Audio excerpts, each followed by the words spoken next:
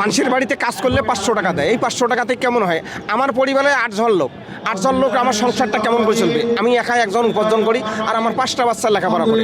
বর্তমানে যে বাজার পরিস্থিতি, তাতে একটা শ্রমিকের ন্যূনতম মাসিক বেতন 25 থেকে 30 হাজার টাকা হওয়া উচিত। 5ই আগস্টের পরে অনেক শ্রমিক শাহাদাত বরণ করার ক্ষেত্রে নতুন সংস্কার কমিশন হয়েছিল। এই নিয়ে 26টা আইন প্রণয়ন করা হয়েছে, কিন্তু একটা আইনের পর্যন্ত বাস্তবায়ন হয় না। পরবর্তী নির্বাচনের মাধ্যমে সরকার আসার পরও আমরা ভাবছিলাম যে শ্রমিকদের ন্যায্য দাবিগুলো পূরণ হবে, এটা তা করে নিব, কিন্তু তাও করে না, এখন পর্যন্ত তা সম্ভব হয় না। 13,500 টাকা একটা শ্রমিকের দেয় বেতন, আর এই বেতন 13,500 টাকায় ওভার টাইম করি 15-16 হাজার টাকা পায়। এই টাকাতে কিন্তু হয় না। মানুষের বাড়িতে কাজ করলে 500 টাকা দেয়। এই 500 টাকাতে কেমন হয়?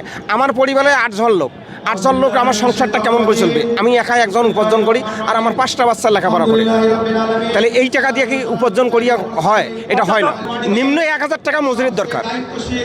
25,000 থেকে 30,000 টাকা যদি বেতন হয়, তাহলে সংসারটা মোটামুটি আল্লাহর রহমত চলতে পারে। আর এর কমে হইলে বাবা চলে না।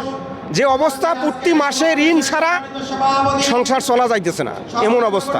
5ই আগস্টের আগে যে শহীদ হয়েছিল আমাদের গাজীপুরে, আমাদের শহীদ রুহুল আমিন ভাই, সেই বিচার এখনো পর্যন্ত আমরা কোর্টের দুয়ারে দুয়ারে ঘুরতেছি।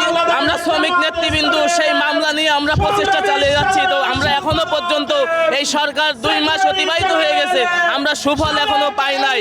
আমরা শ্রমিকরা এই সরকারের কাছ থেকে সকল ক্ষেত্রে বঞ্চিত।